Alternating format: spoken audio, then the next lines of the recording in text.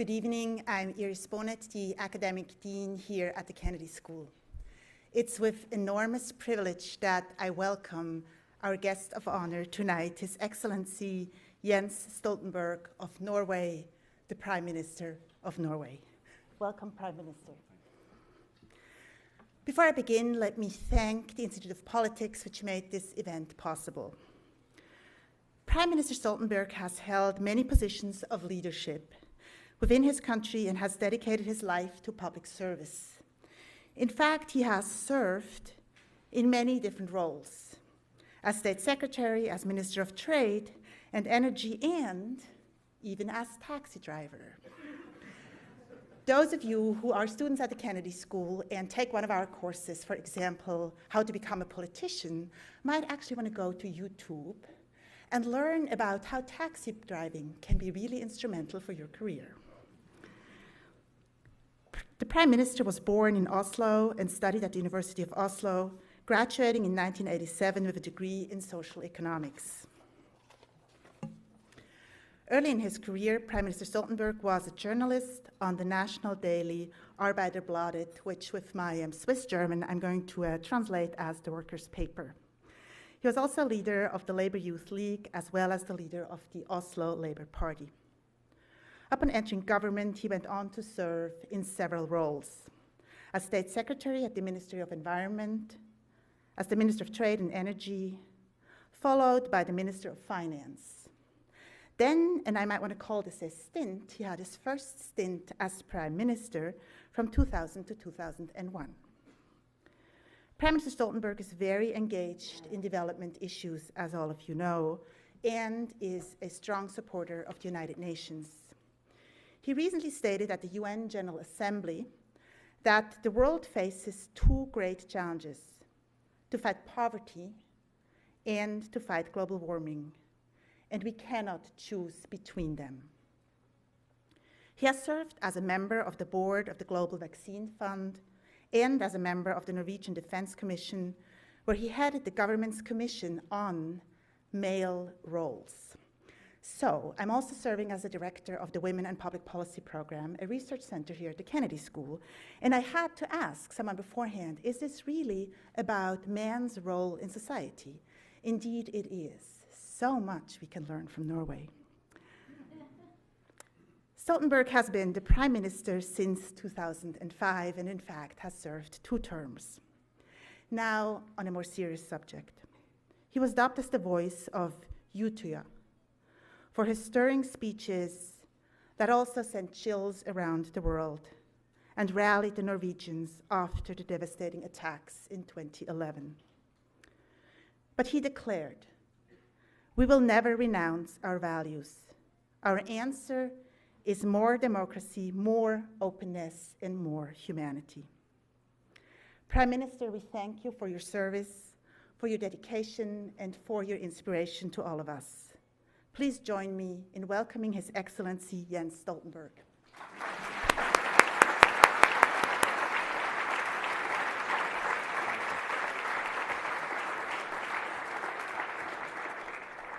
Faculty members, students, it's really a great pleasure for me to be here tonight, and there are several reasons why it is a great pleasure.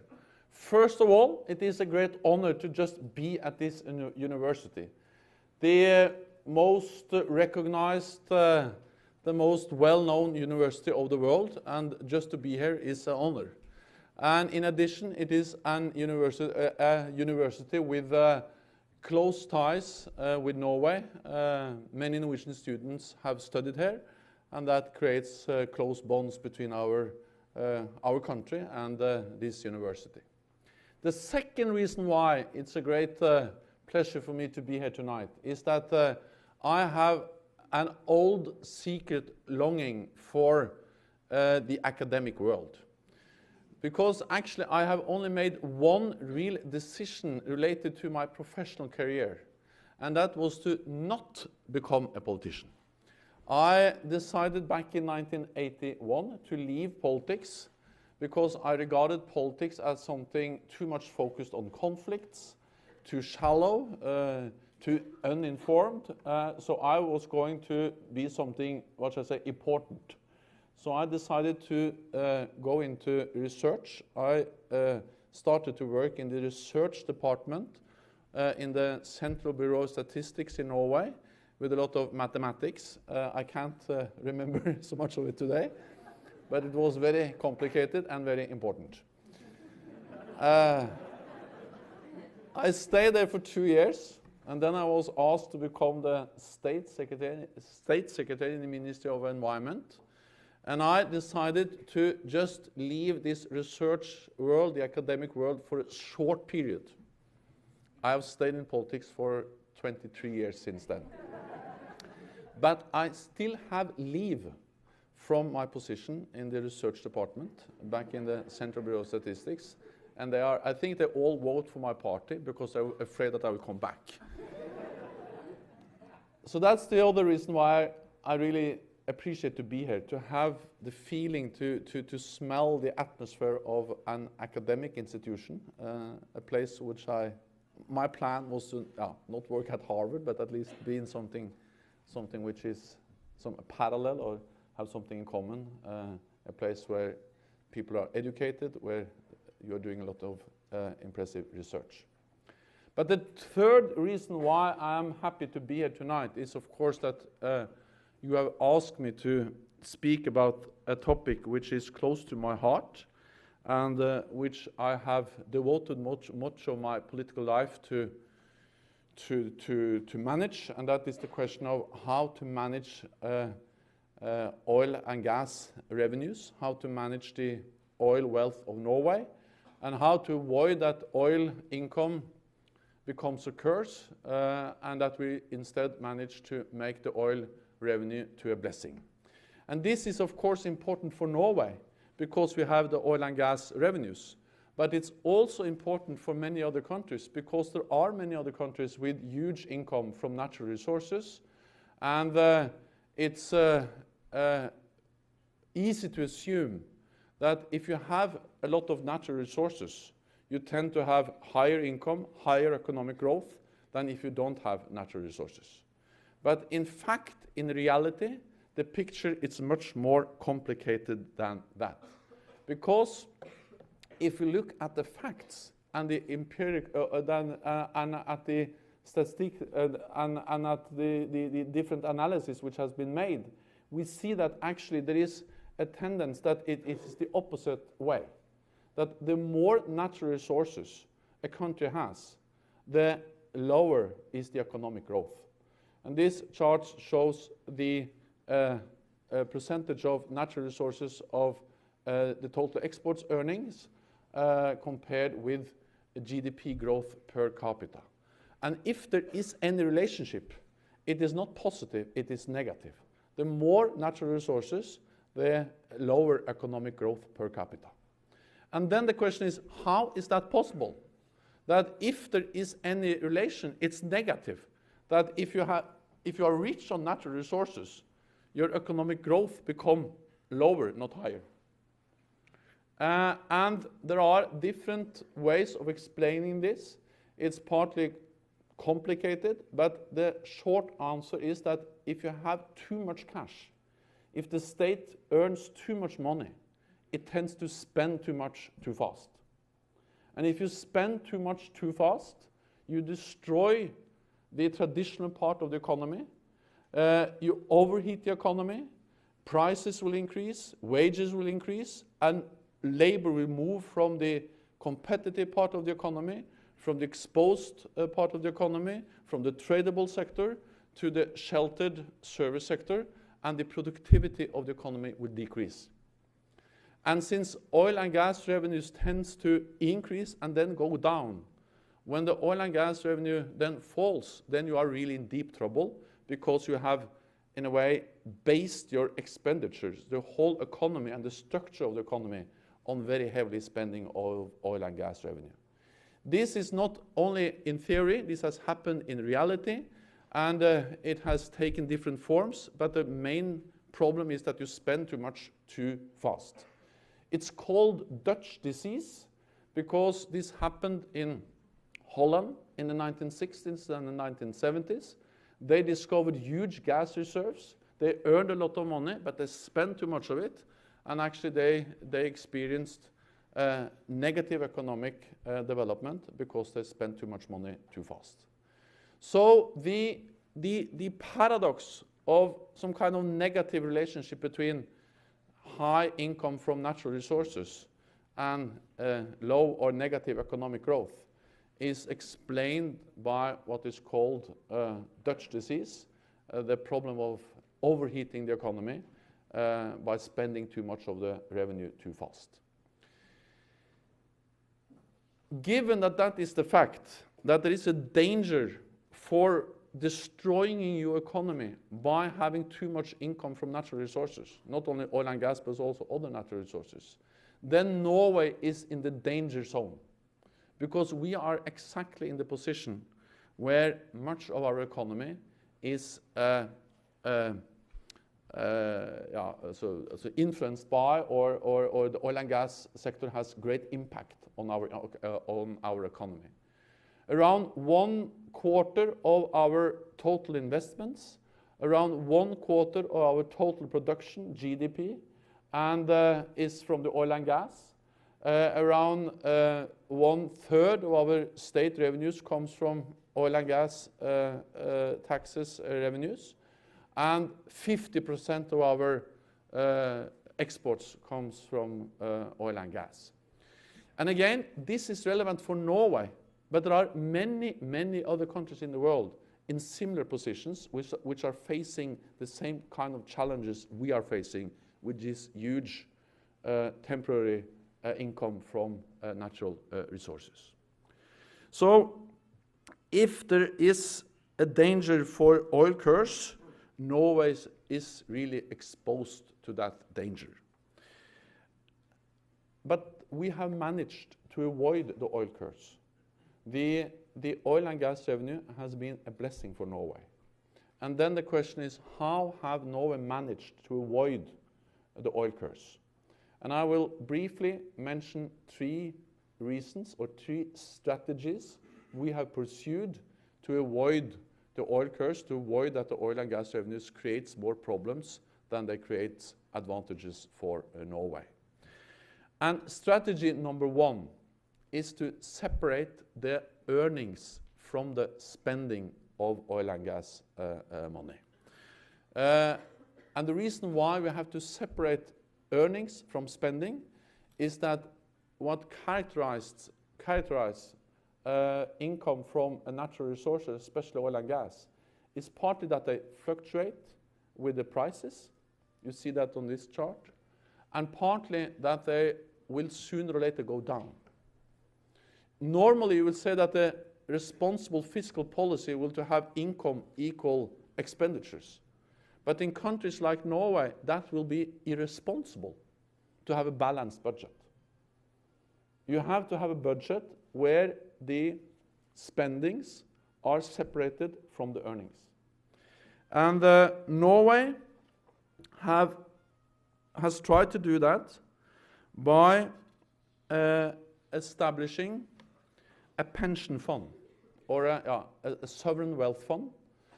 And all our oil and gas revenues goes by law into that fund. And the only thing we spend is the financial return from the fund. So actually we spend 0 oil and gas revenue. What we spend is the financial income from the fund, never the installments. And in that way, the fund can last forever, because we don't spend the installments, but we spend only the expected financial real return. And by doing that, we have been able to separate earnings from spending. And this is illustrated by this chart. The orange line is the same as the last one. It's the earnings, the net oil revenues.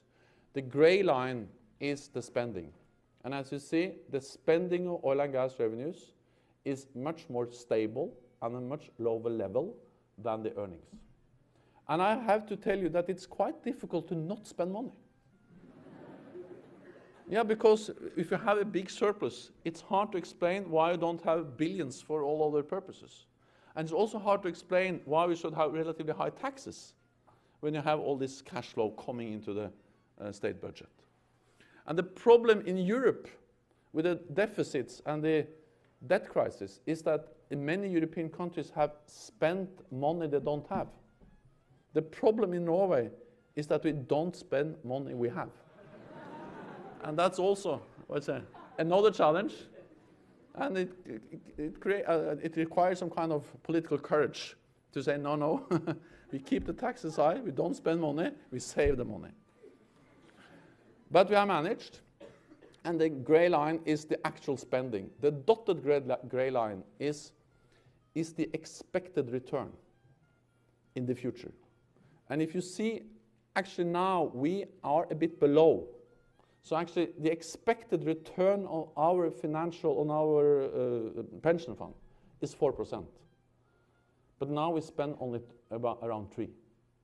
And that's because in addition to have a long-term guideline of not spending more than the real return, which is expected to be 4%, we are also conducting contra-cycle policies, which means that when it's low unemployment, high growth, we actually spend less than 4%.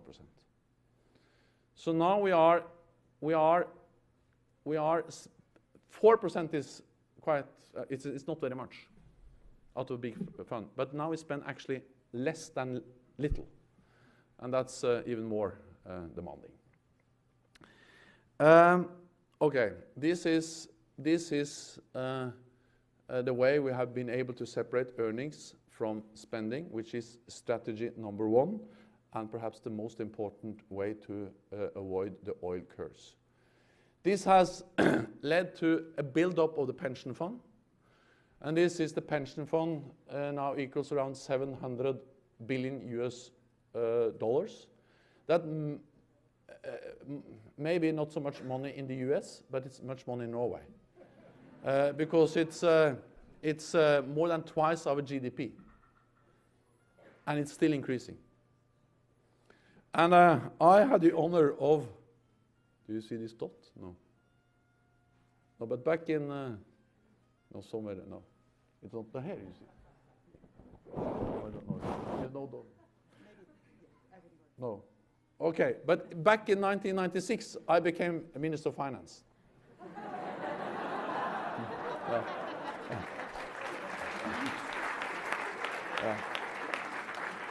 Yeah. And then we started really to invest. Partly in the gray is bonds. 40% of the pension fund is invested in bonds, 60% in equity. And I remember, I will not mention the countries, but I traveled around and met people representing other sovereign wealth funds. And they told me that Norway now had a unique chance to buy big companies. And they mentioned a lot of big banks and car producers, and we should buy them. Some of hotels, and I remember fascinating things to buy. That was the idea, to be a big strategic investor. But Norway decided the opposite. We decided, instead of being big in some few companies, we decided to be small in many, many companies. So now we invest in more than 7,000 companies, listed companies around the world, 7,400 actually. And the average ownership is 1.25% and maximum 10. So instead of, what should I say, investing heavily in few companies, we spread our assets around the whole world in many different companies, and thereby reduce the risk, and actually we are following the world stock market up and down. And then 40% in bonds, and the black thing, I don't have any, somewhere here, not there it is. No. Oh, it does show on screen. In Norway it does, but yeah. The small black thing there is real estate. So it's 60% in equity, 40% in bonds, and 5% in real estate. That's 105%, so that's wrong. The 5% is going to be deducted from bonds, so we're going to reduce a bit in bond and go a bit into real estate. But if you look at 2008, I was prime minister. And that was a bad year. Because, you know, the Norwegian state owned shares in Lehman Brothers. We owned shares in Fannie Mac. Huh? Yeah. Yeah. What do you call it? Yeah. Fannie Mae and something Mac. Yeah. And you know, we lost heavily. And it was not easy to explain to Norwegian taxpayers in 2008 that we taxed them. And we put the money into these Lehman Brothers and others success stories and lose them. But you see, but actually in 2008 we bought shares. We invested heavily also in 2008. And that has been some of the most profitable investments we ever made. Because we buy every year, and we buy also, and actually we buy more equity when shares are going down. Because we have decided that 60% of the pension fund shall be invested in equity. So equity prices are going down. We have to buy to meet the 60% target. So we are buying when people are selling, and selling when people are buying, and we are earning a lot of money. So that's the pension fund. But the clue or the important thing with the pension fund is that it is invested abroad. But as soon as you start to invest it domestically, then you are in a way going around the whole purpose. Because the whole idea with the pension fund, with the separation of earnings and spending, is not to spend in Norway. Because as soon as you start to spend in Norway, you are creating a state budget number 2. You undermine the priorities in the state's budget, and you contribute to the overheating of the economy, which was exactly the purpose of establishing the fund. So there's a strong wish in Norway to spend more money in Norway. But the whole idea of the fund is to not do it. Okay, that's the pension fund. That's why we invest abroad, and that's why we have built and still increasing, of course. That's strategy number 1. Separate earnings from spending. Establish a pension fund, invest abroad, and only spend the financial return. Then the fund will last forever, real return. The second strategy is to keep people at work. Because even if oil and gas is important for our national wealth, the value of labor is much more important. This figure shows the value of the oil and gas in the ground, financial assets, it's the pension fund, and real capital is factories and roads and so on. The red thing is the net present value of labor, of the fact that people are working. So much more important than oil and gas is the fact that Norwegians are going to work every morning and what they produce of income to the country. And in the long run, petroleum revenues are no more than a welcome addition to our economy, to what income created by the fact that people are working. So therefore, the other strategy to avoid the oil curse is to keep many people in the labor market, high employment rates. And we also managed to keep a quite high employment rate. This is employment rate among women, the black one, and the orange is total. And if you see, we have employment rates which are among the highest in the world. It's not so much higher than, it's higher also than compared to the United States, but at least higher than the euro area. And and especially among elderly people, partly because of pension reform, which we have just implemented in Norway, but also especially among women, we have high employment rates. There are hardly any other country in the world where women are taking more part in the labor force than in Norway. And the very special thing is that they also have high birth rates. And that was the issue of this Commission on Male. That was my first official posting. The first official thing I did was to share the Commission on the role of men in the Norwegian society. I can tell you about that next time, because it's actually even more fascinating than oil and gas. But just to illustrate the importance of the high employment rate of women, is that if we had the same employment rate among women in Norway as the average in the euro area, that value equals the total value of oil and gas for Norway. So in that sense, women work participation is much more important than the oil and gas in total. So women are a much greater blessing for Norway, of course, than oil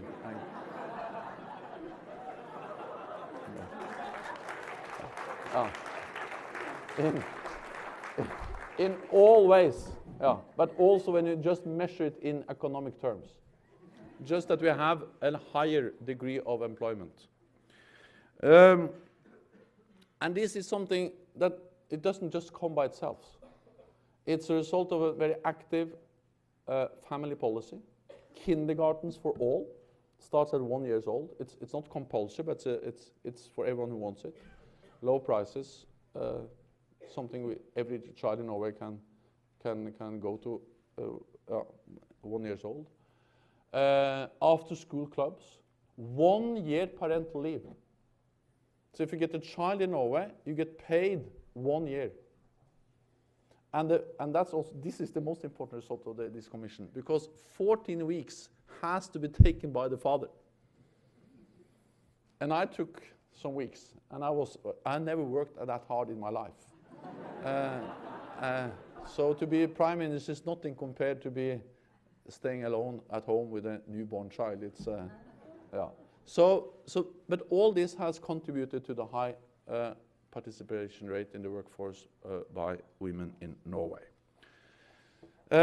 So more about strategy number 2. High employment rates, low unemployment rates is key, and of course very important to maintain the strong economic growth in Norway. Strategy number 3 is to have what shall I say? Norway is prosperous, not only because many Norwegians work, but we are prosperous also because we are efficient in Norway. And many Norwegians don't believe that. So we have to show them the statistics. And we have had a stronger increase in productivity than most other countries, even a bit stronger than the United States, which have actually had a quite good development in productivity. So many people work, and they are productive when they are at work. We try to we have a strong public sector in Norway. We have relatively high taxes in Norway. We have public schools, public pension schemes, public hospitals financed by taxes. But at the same time, we have a competitive private sector. We have good business environment, and we don't see it as any kind of contradiction between a big state and a big private sector. Actually opposite. We believe that a well-run, efficient state promotes a dynamic private industries sector. And this is also something which not only is our opinion, but it's also different rankings. And of course, these are different rankings when it comes to good business environment. But on all of them, Norway and many of the other Nordic countries, at least, are ranked quite high. And it just illustrates that even if we have strong trade unions, big public sector, relatively high taxes, we have a very competitive private sector in Norway. So it is all of this, and actually much more, that has made it possible for Norway to transfer the oil and gas income into a blessing, not into a curse. The separation of earning from spending, the high employment rates, and the good business environment for private dynamic sector has altogether made it possible for us to say that our oil and gas revenues has been something which has been good for the Norwegian economy. That is possible to illustrate in many ways, but I believe that the best way of illustrating that is by this figure, because very often it is said or stated that we have to choose between efficiency and equality, that there is some kind of trade-off between an equal society, equal distribution, and an efficient, productive society. The Norwegian message is the opposite, is that actually if you have an equal distribution of income, of wealth, equal distribution between men and women, more people will participate, more people will contribute, more people will be in the workforce and actually create greater wealth. And the important thing with this one is that we have Norway, you know, the horizontal axis is GDP per capita, and the vertical axis is a measure of inequality. The higher, the more inequality, the lower, the less inequality, measured by Gini coefficients. And if you look at that chart, you will see that Norway is in an area where no country has ever been before. Rich and with equal distribution. What is called Norway mainland or mainland Norway, that is Norway excluded oil.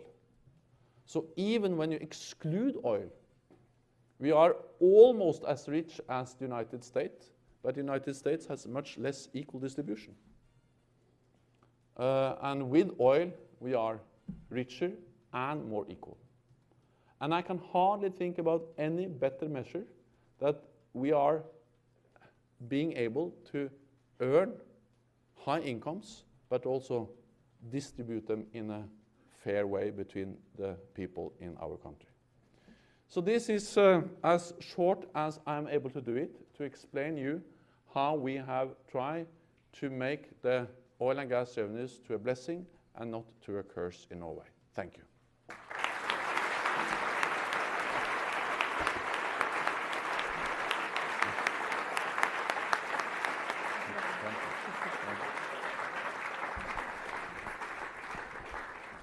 Thank you very much, Prime Minister. We will now take questions. We have 4 microphones, 2 on the floor here and 2 up there on the balcony. And most of you know the ground rules. Please introduce yourselves first, then do ask a question and 1 question. And questions at Harvard do end with a question mark. First question. Hi, my name is Megan McHugh. I'm a sophomore at the college. So the United States has a good amount of gas and oil resources that have gone untapped. And some have suggested that we look to the Norwegian model of the sovereign wealth fund as a way that we could try to combat some of our problems with debt and spending in the United States. However, a lot of the problems in the United States seem to be that most of the oil wealth is funneling into the private sector and private hands. It's making individuals wealthy, but not the state as a whole. People say that trying to make the reserves under complete government control would be the politics of that would be nearly impossible to overcome. How have you combated that in Norway? You said there's a great balance between the public and the private sector. Thank you. First of all, I will be very reluctant to tell anyone in the United States what they shall do, because every country has their own national, as I say, experiences, history, environment for making political decisions. So I don't think that countries can copy each other, but I think that we can inspire each other and that we can learn from each other. So what I can do is to tell what Norway did and what Norway is doing, and then people, politicians in other countries have to look if there are anything they can learn from us. And then just then to answer, what we have done in Norway is to say that the natural resources in the ground, that's something we own in common. It's not private ownership. So the oil and gas in the continental shelf is the ownership of the Norwegian state by law. But then we invite foreign companies to invest, to produce, and then of course they can sell the oil and gas. But partly we tax them quite heavily. It's 78% tax rate. And they told us that was impossible. But they come and invest. And we tax them and they stay. Because they earn money even with a tax rate of 78%. Second, large part of the Norwegian oil and gas is also not managed by the oil and gas companies, but actually directly owned by the Norwegian state. So we have two sources of revenue, partly by taxing the companies, but also partly by direct ownership. But just to add one more thing is that even if you have this strong state ownership to the resources, we have a very competitive oil and gas sector. We have many foreign companies, and we are very much looking for competition. So we believe in the market, we believe in the competition, we believe in the open economy, but we believe that the extra rent, the connected to natural resources, shall be something which is in the common ownership of the people of Norway, and that's why we have the strong state participation. Hi, my name is Isha Kare, and I'm a freshman at Harvard College. I had a question from the environmental standpoint. So oil is a crucial part of the Norwegian economy, but when we look for future generations in terms of climate change and environmental policy, how do you balance economic efficiency with looking towards the future in climate change and environment? That is the biggest dilemma of the world, and that is how to reconcile the need for strong economic growth, which we need to alleviate poverty, with the need for reduced emissions of greenhouse gases. And what we try to do in Norway is we try to do several things. One is to, the oil production is going down. What is going up in Norway is gas. Oil production has actually been reduced by 50% since 2000, while gas production is increasing. And as in the United States, we see that gas is substituting coal. So gas is actually contributing to lower emissions in US, and actually contributing also to lower emissions in Europe by substituting gas with coal with gas. Second, we are investing heavily in the development of renewables. We have a strong hydropower sector in Norway, but we also now try to develop wind power, other kinds of renewable clean energy in Norway. And thirdly, we also work on projects related to carbon capture and storage to try to develop technology which can capture the carbon dioxide from power plants and then store them into the ground. Hi, my name is Eliza Hashmi, and I'm a junior at Harvard College. I'm also a member of the JFK Junior Forum Committee, and on behalf of the committee, I'd like to ask the official Twitter question. The question is, what are you planning to do following the end of your term? In particular, do you plan on staying involved in politics? Yes, I plan to stay on in politics. This is the fourth time I leave government. I left government when I left the Ministry of Environment in 1991, and I stayed in the parliament for 2 years, and then suddenly I was back as Minister for Industry and Energy. And then I left government in 1997 as Minister for Finance, and I came back as Prime Minister, and I left government again in 2001 when we lost elections. But then we won in 2005 and 2009. So I've been Prime Minister for 10 years. In total. And the experience is that when we leave government, we stay in opposition for a while, and then we're back. And actually my party, we are a coalition government, and we lost the votes, but my party became the biggest party in Norway, and we are still, and we did a reasonable good election. So we are in good mood, even if we are not in government, and it's part of democracy also to sometimes stay in opposition. Yeah. Please. Good evening, Prime Minister Stoltenberg. My name is Nancy Coe. I'm a freshman at the college. My question is, Norway has faced a lot of success, but how much of this success is facilitated by the fact that Norway and many of these other successful countries, Denmark, Sweden, Finland, are ethnically homogenous, of small size, and have little social unrest? And how can diverse countries such as the United States or countries that face unrest like Mexico translate the success of Norway to apply for their own countries? You are quite right, and that's the reason why it's impossible to say that a country, United States cannot copy Norway. I'm not saying that's possible at all, or Mexico, whatever. But I'm saying that there are lessons to be learned. And I mean, Mexico, or in the beginning I had this other one, the first one, showing that there are countries with huge oil and gas revenues, which actually have quite bad economic development. And one reason why they have had that is that they have spent too much. And at least one lesson is to not spend too much money. And spending money is partly something you do by spending too much on the state budget. But it's also something you do by reducing taxes. Because when you, our oil and gas spending is the deficit before oil and gas, if you understand what I mean. If you reduce taxes and keep up spending, then you have to use more oil and gas revenues. So there are two ways of reducing oil and gas spending. It's either increasing taxes or reducing spending, or at least not reduce the taxes. So I'm not going to give any concrete lessons to any of these countries, but I know some of them have spent too much money. So it's possible not to spend money also in other countries than Norway. Yeah.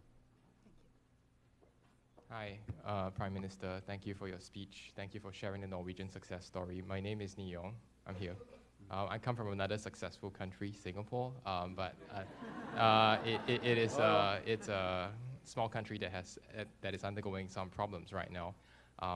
Norway has been able to sustain very high productivity rates, sustain very high fertility rates. It's a stage where many East Asian countries like Korea and Singapore are trying to emulate. Can you share with us how you were able to sustain such a high fertility rate and such high productivity rate, and including high labor force participation rates among females, which have become the envy of Asian countries? And also, could you also share with us how you were able to sustain such high returns for the Norges Fund? But for the Norges Fund, the oil fund that Norway has, despite having such high levels of disclosures when you compare them among sovereign wealth funds around the world. I mean, like there are other Middle Eastern or some Asian sovereign wealth funds which may not be as transparent as the Norwegian sovereign wealth fund. You guys have very clear stipulated guidelines on what you can invest and what you can't invest. You guys don't invest in arms companies, for example. So it would be great if you can share with us some of your experiences. Thank you so much. So first, related to first of all, there are many successful countries in the world, and there are many different reasons. And I also would like to add one more thing, is that there are problems in Norway. So, for instance, I'm concerned about that. Even if there are many people in the workforce, there are also many people outside the workforce on disability schemes and so on. We have too many people are dropouts from schools, and of course we have very high cost or wage level in Norway, which makes us vulnerable to decreased demand from other countries for our export commodities and so on. So it's, yes, the overall picture is that we have managed in Norway, but yes, there are problems and there are challenges and we are vulnerable. But then you asked about the fertility rates. So first of all, it's not politicians only that decides how many children women are. It's very much something which is decided individually by people themselves, at least in Norway. But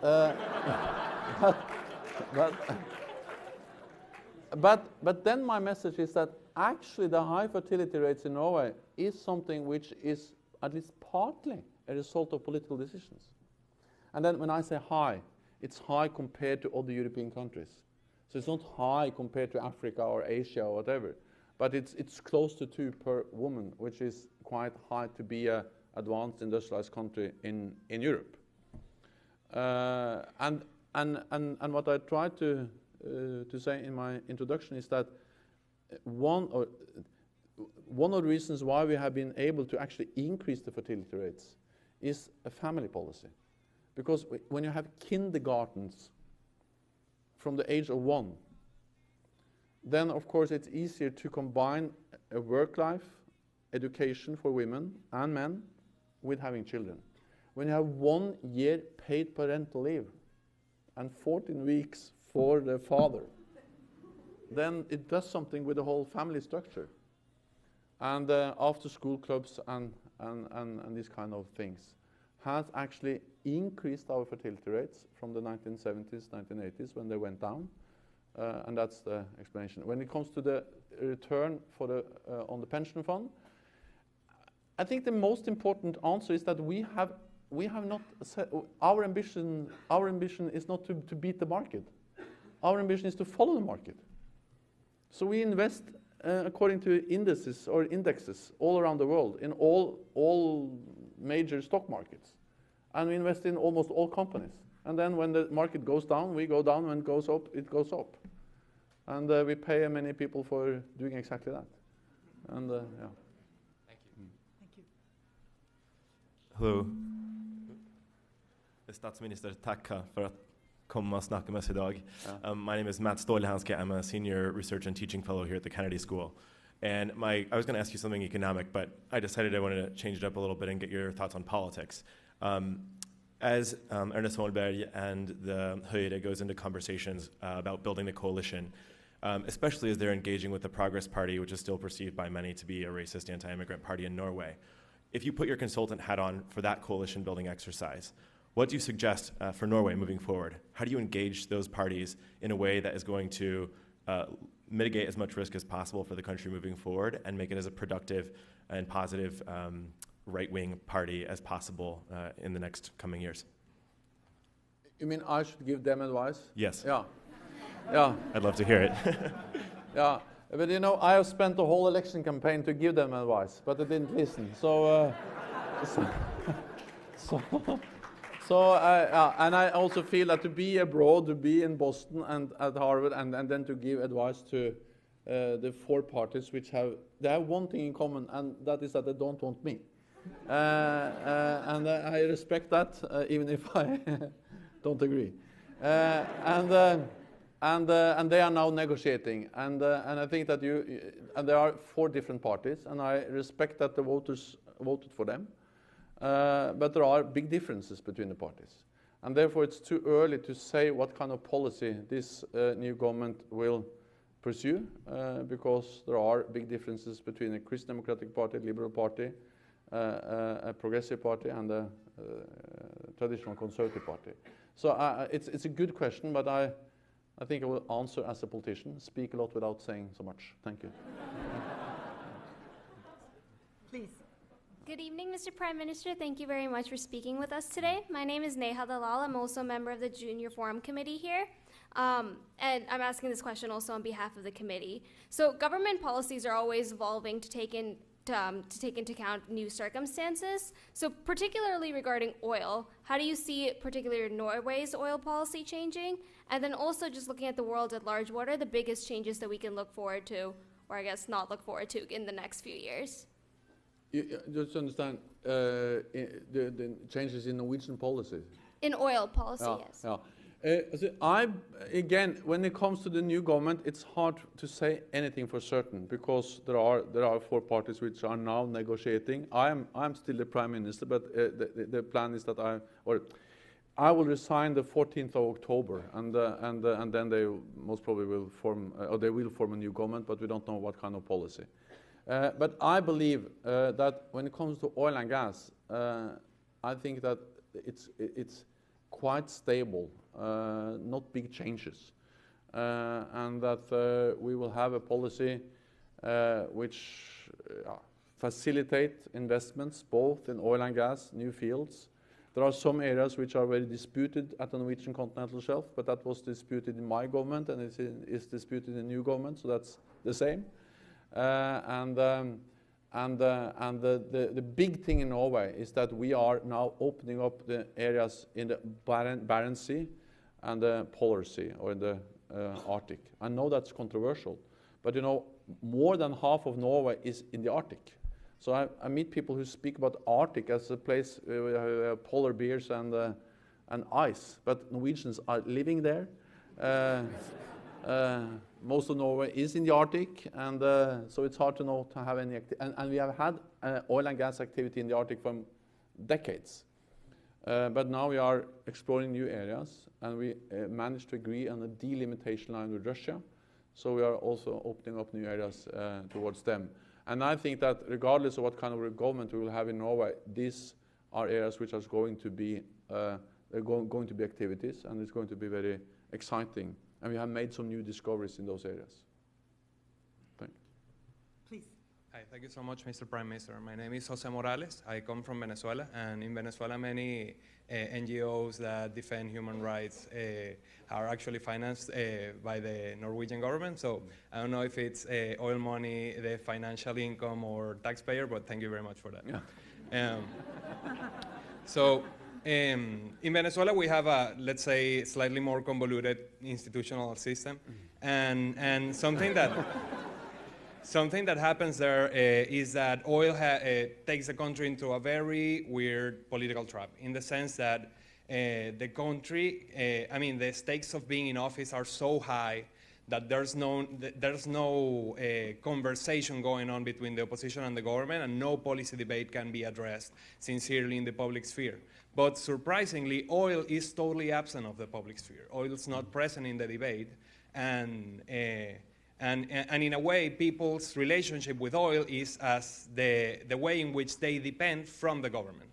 And several authors and several people in the Venezuelan public sphere started to suggest that maybe the proposition of distributing natural resource rents directly to citizens could help circumvent the political economy trap that we're in the sense that maybe in that way we can reverse the dependency relationship between the government and the citizens. So in that sense, I wanted to ask what your take is with regard to direct distribution of oil rents to citizens. Thank you very much. So we don't, it depends what you mean with direct distribution. We don't have any direct distribution of oil rent to the citizens of Norway.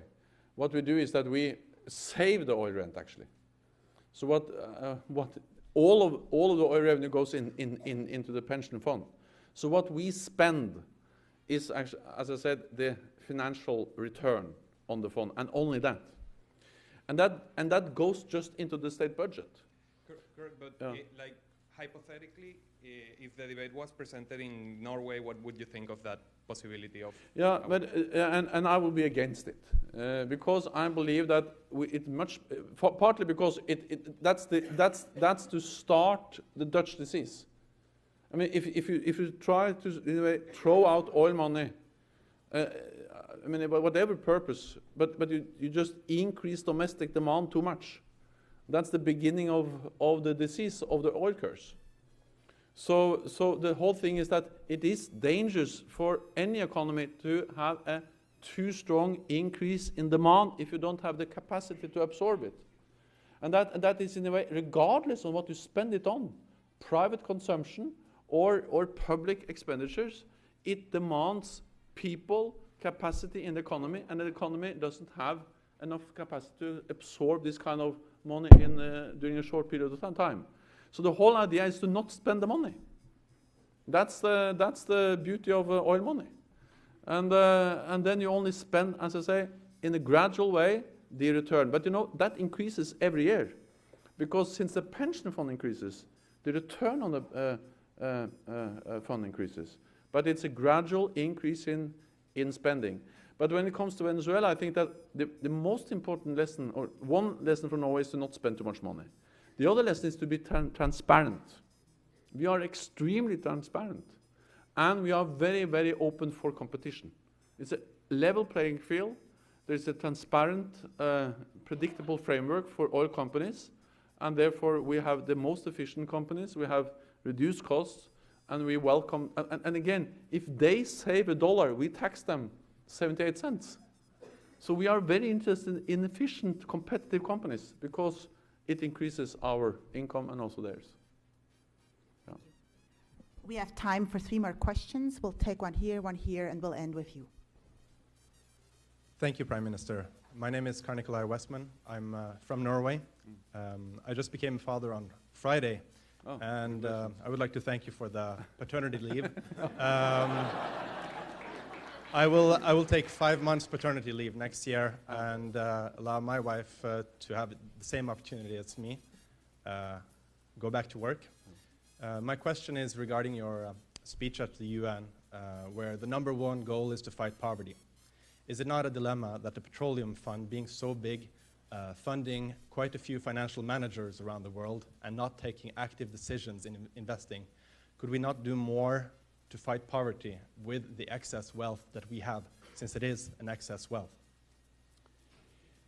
First of all, I believe that we are fighting poverty just by investing, and we are investing more and more of our pension fund in emerging economy in developing countries. But we are only investing in, what should I say, recognized stock markets, listed companies.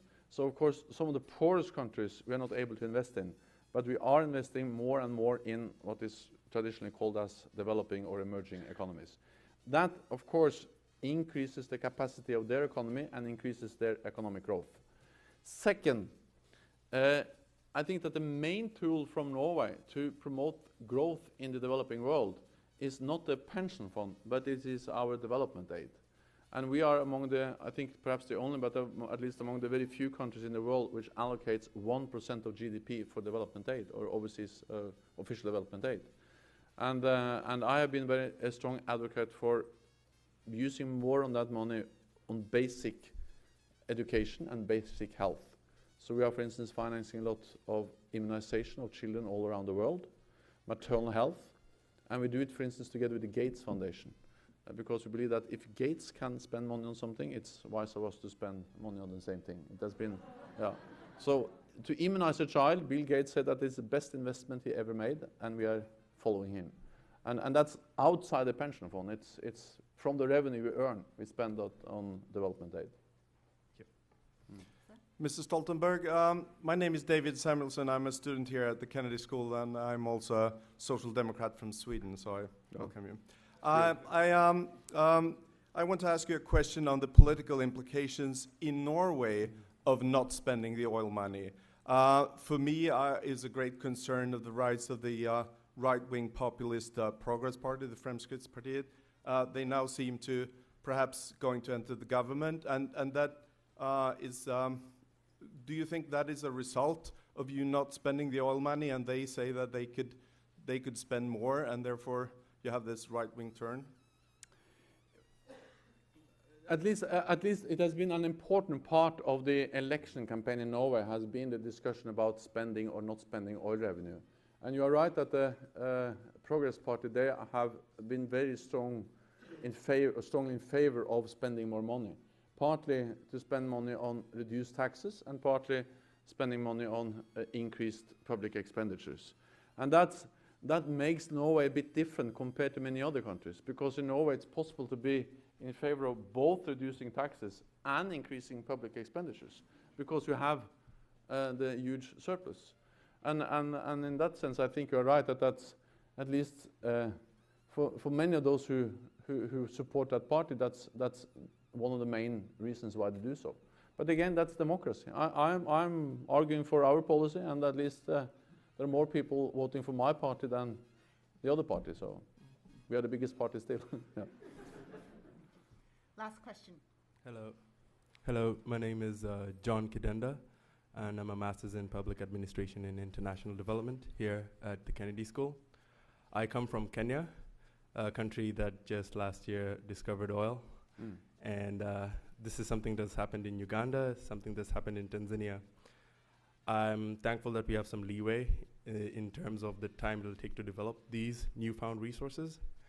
I know you've said it's not your place to directly advise countries on what they should do.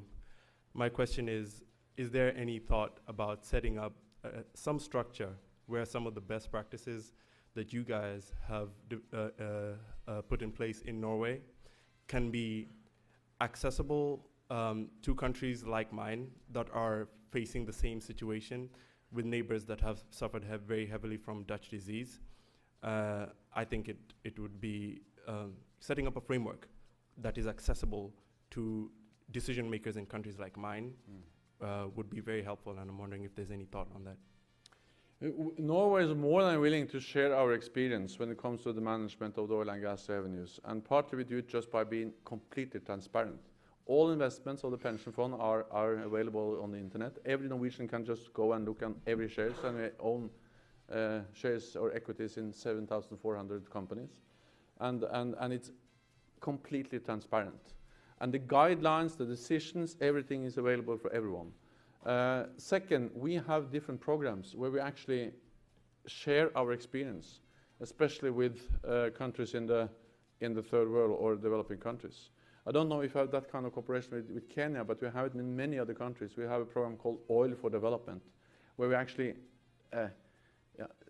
learn, educate people in other countries about how we have developed our regulatory framework, our tax system, the pension fund, and again, even if it's not possible to copy, of course, some of the structures, some of the transparency, some of the regulatory framework is also applicable for other countries, like, for instance, Kenya. So we do that in many countries, and perhaps you also can do it in the future with your country. Prime Minister Stoltenberg, thank you so much for your insightful comments, for your inspiring leadership, including thought leadership in the world. There's certainly a lot that the world can learn from you in terms of equality, including gender equality, in terms of transparency, and in terms of fiscal discipline. And I'm sure many of you, like I, look forward to the day when many of us can also say that our biggest problem is not to spend the money that we have.